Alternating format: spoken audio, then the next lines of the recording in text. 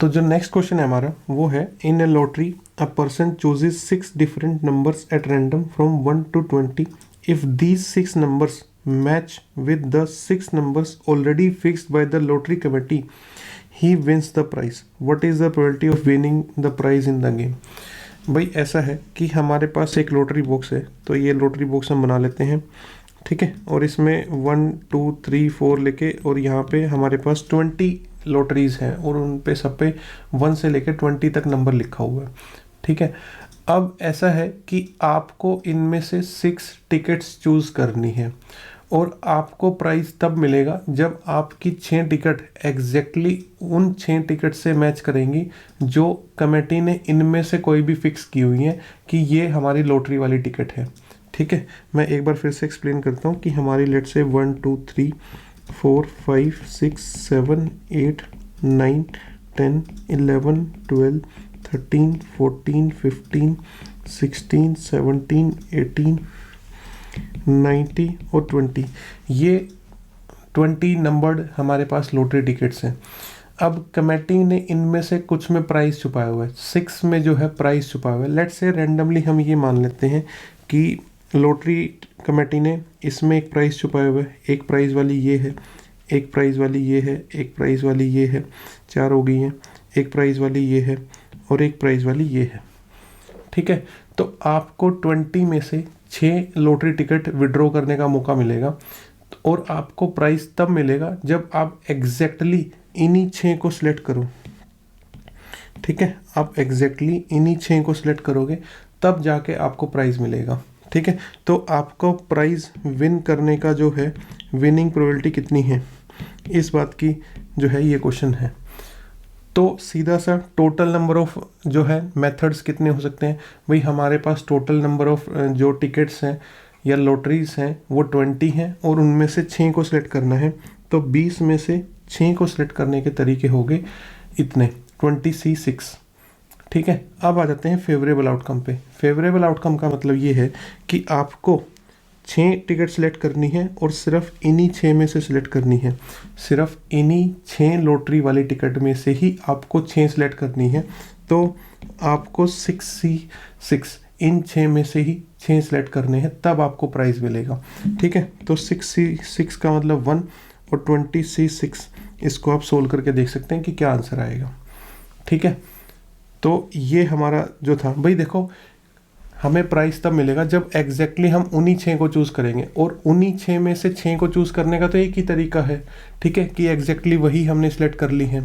तो इस तरीके से यहाँ पे हमारे पास सिर्फ एक ही मौका है या एक ही फेवरेबल आउटकम है और टोटल आउटकम हमारे पास कितने हैं 26, और ये इसकी प्रोबेबिलिटी हो जाती है जीतने की इस गेम में, ठीक है. Moving on to next question. Next question हमारा कहते हैं, find the probability that when a hand of 7 cards it is drawn from a well shuffled deck of 52 cards it contains.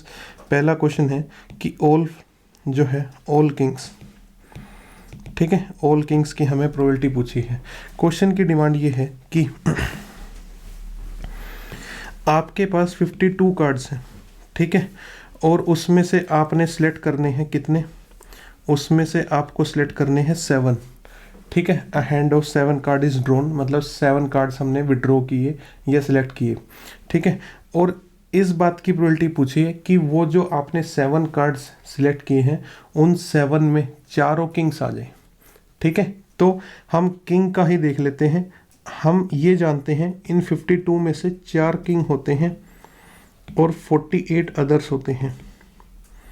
हमें सिलेक्ट कितने करने हैं 7, और उनमें से उन 7 में चारों के चारों किंग आने चाहिए. भाई हमने जो ये 7 कार्ड्स सिलेक्ट किए हैं, ठीक है, तो इनमें चारों किंग आ जाए हमारे, और ये कोई भी अदर कार्ड हो सकते हैं, ठीक है. तो यानी कि क्वेश्चन की डिमांड ये है कि इन चारों में से 4 सिलेक्ट करें एंड इन 48 में से 3 सिलेक्ट हों, ठीक है. तभी तो आपके 7 कार्ड्स पूरे होंगे कि आपको 7 कार्ड इस तरीके से सिलेक्ट करने हैं कि 4 तो यहाँ से सिलेक्ट हो जाएं और 3 आपके बाकी के 48 में से सिलेक्ट हो जाएं. तो हमारी जो प्रोबेबिलिटी बनती है यहाँ पे टोटल आउटकम मतलब टोटल 52 कार्ड्स हैं और उसमें से हमें 7 सेलेक्ट करने हैं। तो ये तो हमारे हो गए टोटल नंबर ऑफ मेथड्स। ठीक है, फेवरेबल मेथड कितने होंगे? फेवरेबल होंगे यहाँ से 4 में से 4 सेलेक्ट करने हैं, तो 4C4 एंड बाकी के 48 में से हमें 3 सेलेक्ट करने हैं। तो ये इसको सोल्व करके हमारा फर्स्ट क्वेश्चन का आंसर आ जाएगा। ठीक है, moving on to next question. Next question में कहता है कि हमारे पास अब 7 कार्ड सेलेक्ट करने हैं, लेकिन हमारे पास जो है सिर्फ जो है 3 ही किंग आए। ठीक है, 3 ही हमारे पास किंग आए और बाकी के 4 कार्ड्स कोई और हों। तो अब हमारे पास सिचुएशन कुछ ऐसी है कि यहाँ से हमें 3 किंग सेलेक्ट करने हैं एंड बाकी के जो बचे हुए कार्ड हैं वो हमें इन 48 में से सिलेक्ट करने हैं, तब जाके हमारे 7 कार्ड सिलेक्ट होंगे। तो इसकी जो प्रोबेबिलिटी होगी वो कुछ इस तरीके से होगी। अगेन टोटल आउटकम तो हमारे पास अभी भी 52C7 होने वाले हैं, क्योंकि टोटल 52 कार्ड्स हैं और उनमें से हमें टोटल 7 सेलेक्ट करने हैं। फेवरेबल क्या होगा? यहाँ पे 4 में से 3 सेलेक्ट करने हैं, तो 4C3 इंटू इन बचे हुए 48 में से हमें 4 सेलेक्ट करने हैं। तो ये इसका आंसर हो जाएगा। ठीक है, बीच में मल्टीप्लिकेशन इसलिए आएगा क्योंकि हमें ये 3 भी सिलेक्ट करने हैं एंड ये 4 भी सिलेक्ट करने हैं। ठीक है, तो यहाँ पे एंड है और दोनों ही काम करने हैं। हमें किंग वाला कार्ड भी सिलेक्ट करना है एंड हमें 4 अदर कार्ड भी सिलेक्ट करने हैं। तो एंड की वजह से यहाँ पे मल्टीप्लाई है दोनों ही क्वेश्चंस में। थर्ड क्वेश्चन कहता है एटलीस्ट 3 किंग। एटलीस्ट 3 किंग का मतलब क्या है कि आपने ये जो कार्ड सिलेक्ट किए हैं, ठीक है, ये जो कार्ड सिलेक्ट किए हैं इसमें कम से कम 3 किंग होने चाहिए। कम से कम 3 किंग का मतलब क्या है? या तो 3 किंग या उससे ज़्यादा किंग। उससे ज़्यादा किंग वाला केस कौन सा हो सकता है? उससे ज़्यादा किंग वाला केस तो ये हो सकता है कि 4 तो कार्ड किंग वाले हो गए हों और बाकी के 3 कार्ड कोई अदर में से आ गए हों। ठीक है, तो या तो 3 किंग सेलेक्ट हो गए हों, ये हमारा केस 1 हो गया, या फिर हमारे पास जो है चारों के चारों किंग सेलेक्ट हो गए हों। ठीक है, तो आई होप आप समझ रहे होंगे। तो आंसर 1 और आंसर 2 को ऐड कर देंगे। अगर हम यहाँ पे जो आंसर आया है और यहाँ पे जो आंसर आया उन दोनों को आंसर ऐड कर देंगे तो हमारा थर्ड क्वेश्चन का आंसर बन जाएगा, क्योंकि पहले दोनों केसेस को ही मिला के हमारा थर्ड केस बन रहा है एटलीस्ट 3 किंग। उसमें हमारे पास 3 किंग वाला भी केस आ गया और उसमें चारों किंग वाला भी केस आ गया। अब 4 से ज़्यादा किंग तो होते नहीं है, तो एटलीस्ट 3 में क्या क्या होगा? 3 किंग एंड 4 किंग, और वो दोनों हमने आंसर में कैलकुलेट कर लिए। तो हमारा थर्ड क्वेश्चन का आंसर जो बनता है वो क्या बनता है? 4C4 into 48C3 plus 4C3 into 48C4 divided by 52C7। ये हमारा थर्ड क्वेश्चन का आंसर बन जाता है। ठीक है, now moving on to another question. Probability that a card drawn from a pack of 52 cards will be a diamond और a king. ठीक है, हमारे पास 52 कार्ड्स हैं, उसमें से जो है कितने, एक कार्ड हमने विड्रॉ किया है। ठीक है, तो एक कार्ड हमें टू सिलेक्ट करना है, 1 कार्ड टू बी सिलेक्ट।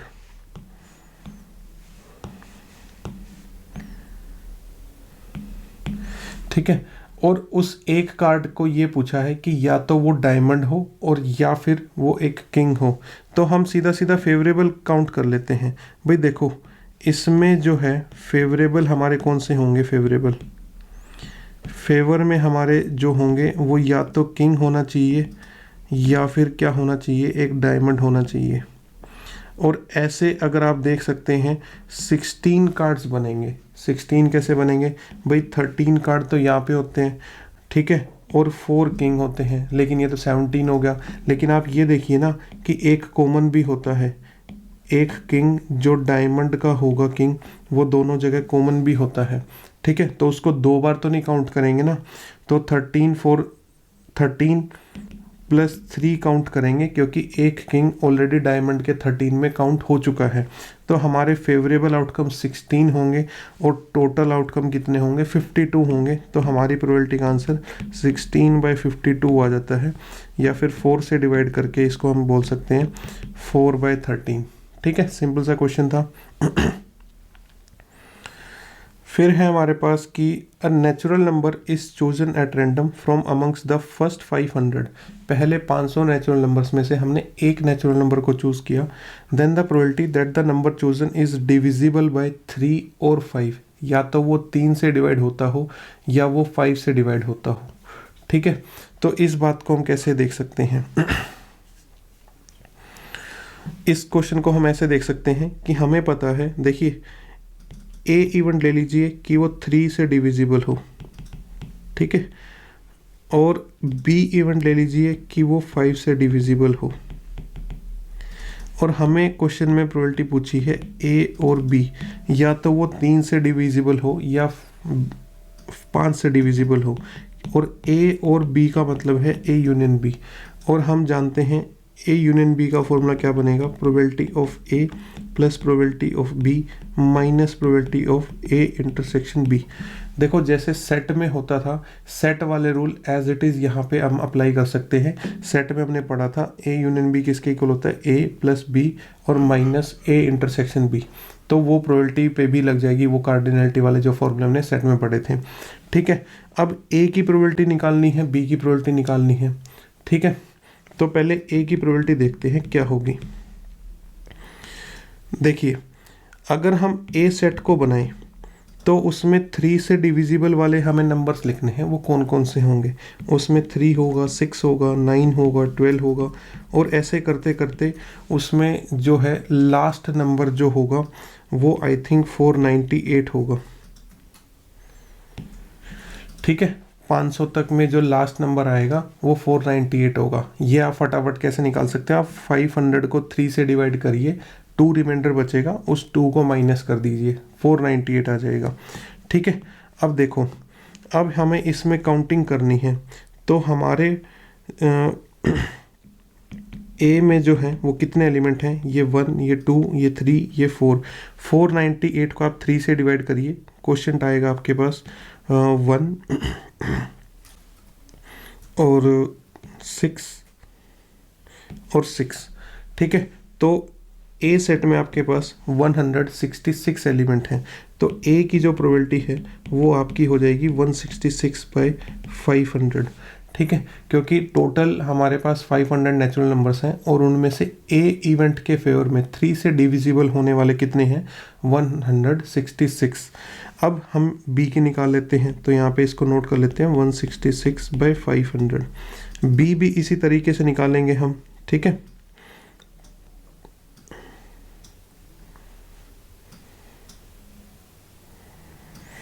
तो बी सेट में हमें अब प्रोबेबिलिटी जाननी है उसकी क्या होगी, तो बी सेट बना लेते हैं। बी सेट हमारा वो है जो 5 से डिविजिबल है, तो 5, 10, 15 और यहाँ पे लास्ट होगा 500। तो इसमें तो सीधा सीधा हमें पता चल जाएगा 1, 2, 3 और ये 100 पे डिवाइड होगा, तो इसमें 100 एलिमेंट्स हैं, तो बी की प्रोबेबिलिटी हो जाती है 100/500। तो ये 100/500 हमने कर दिया। अब हमें निकालना है A intersection B. A intersection B का मतलब क्या होगा, देखो ए इंटरसेक्शन बी का मतलब ये होगा कि वो 3 और 5 दोनों से डिविजिबल हो। ठीक है, 3 और 5 बोथ डिविजिबल बाय बोथ, ये होगा हमारे ए इंटरसेक्शन बी का मतलब। तो हमें अब ए इंटरसेक्शन बी सेट बनाना है।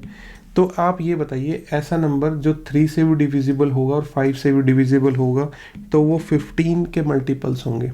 ठीक है, 15, 30, 45, 60 और इसमें लास्ट एलिमेंट कैसे कैलकुलेट करेंगे, आप फटाफट 500 को 15 से डिवाइड करिए।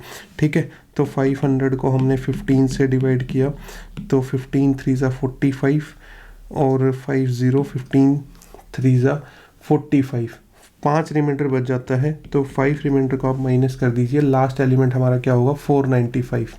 ठीक है, अब इसमें हमें एलिमेंट काउंट करने हैं, ये फर्स्ट है, ये सेकंड है, ये थर्ड एलिमेंट है, ये फोर्थ एलिमेंट है। 495 को 15 से डिवाइड करिए तो 15 3 ज़ा 45 एंड 15 3 ज़ा 45, 33rd एलिमेंट है ये।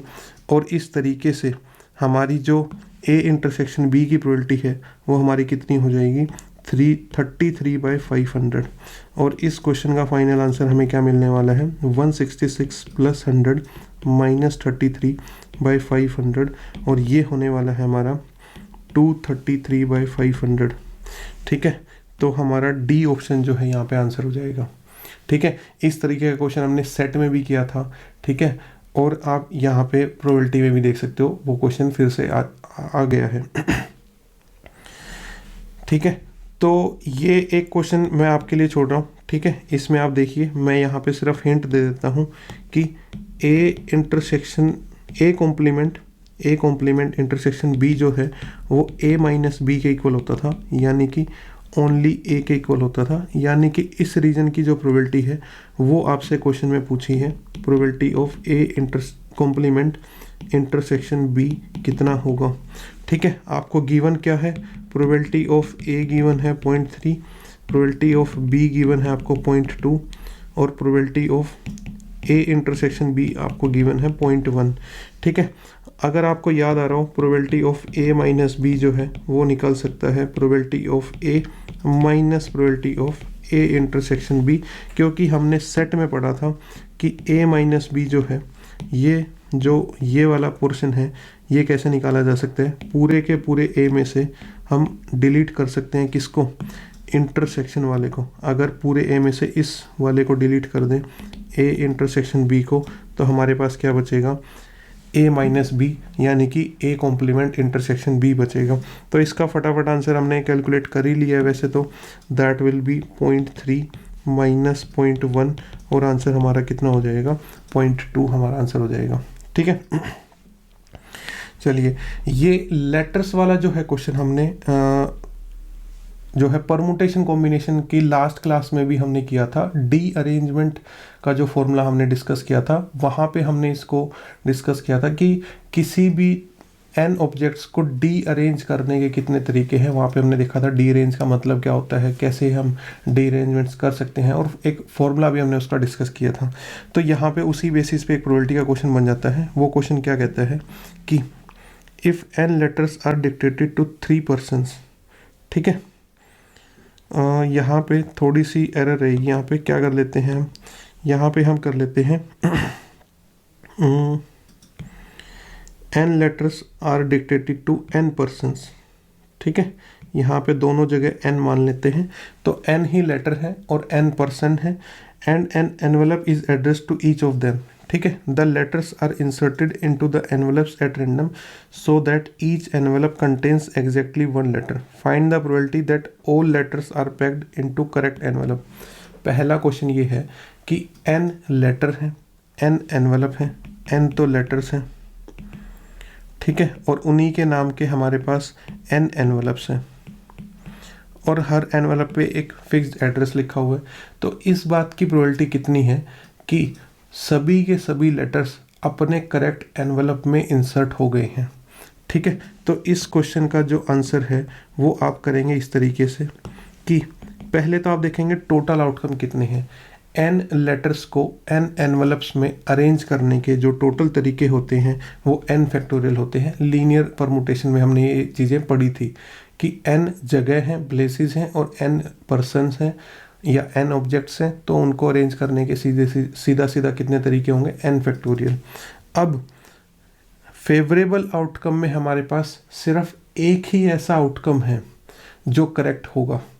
भाई मान लो 4 लेटर हैं, ठीक है, और 4 एनवेलप हैं, तो इनको टोटल अरेंज करने के तरीके तो हो गए 4 फैक्टोरियल, लेकिन उन 24 तरीकों में से या 4 फैक्टोरियल तरीकों में से एक अकेला एक ऐसा तरीका है जहाँ पे हर लेटर अपनी सही जगह पे गया है। तो इस फर्स्ट क्वेश्चन का आंसर आप क्या करेंगे 1/n फैक्टोरियल। ठीक है, चलिए सेकंड क्वेश्चन हमारा आ जाता है not all letters are packed into correct envelopes.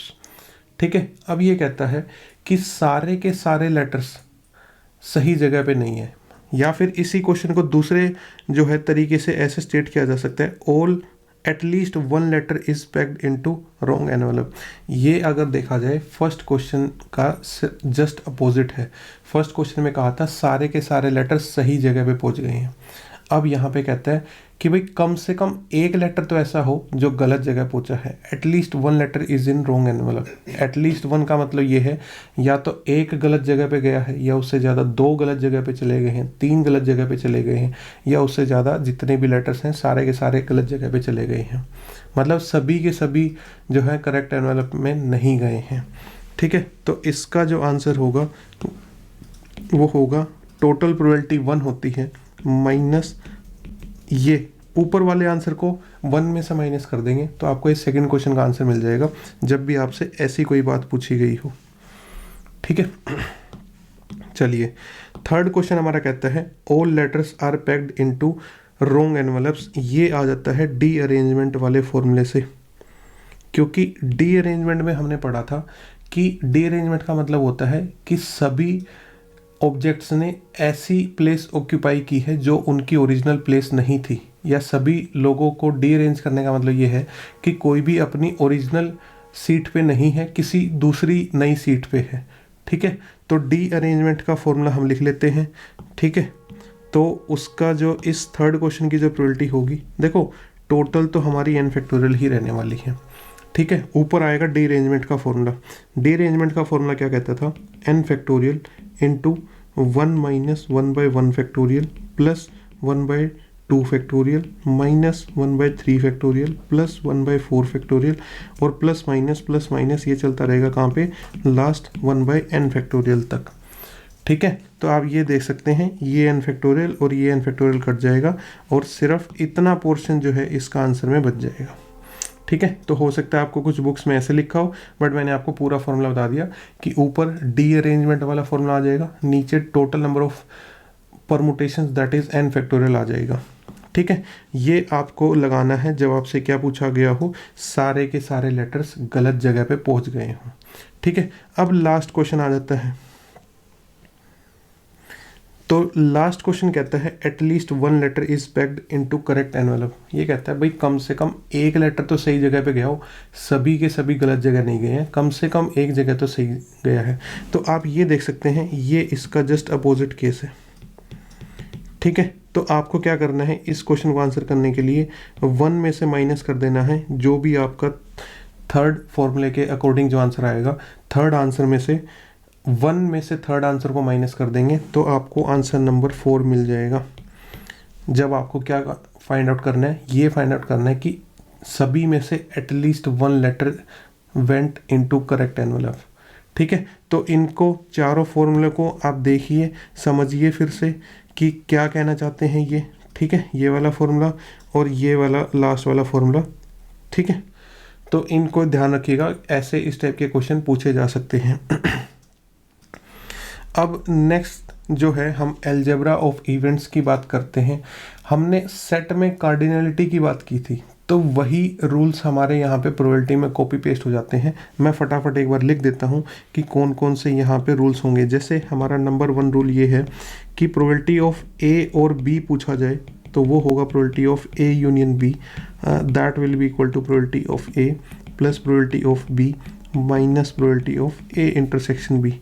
A intersection B को हम बोल सकते हैं ए एंड बी, ए और बी के एक साथ होने की प्रोबेबिलिटी। ठीक है, एक और फॉर्मूला लिख लेते हैं।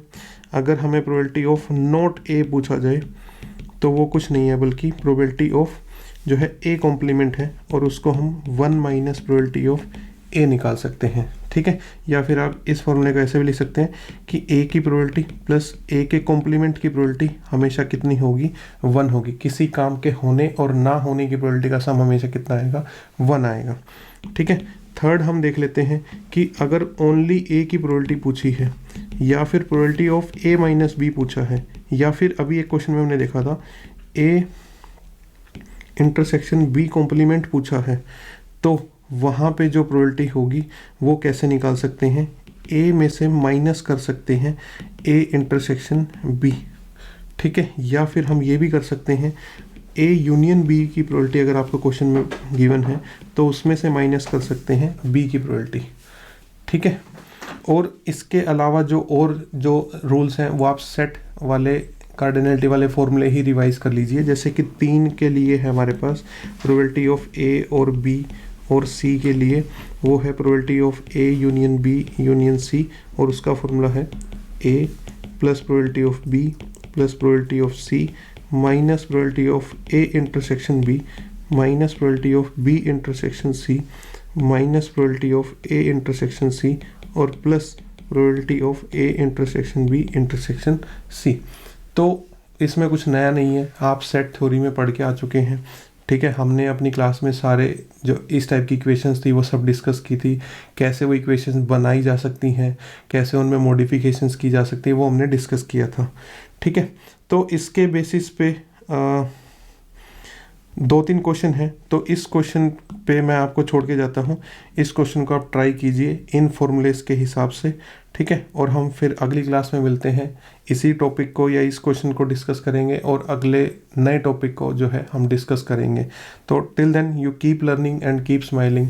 Thank you.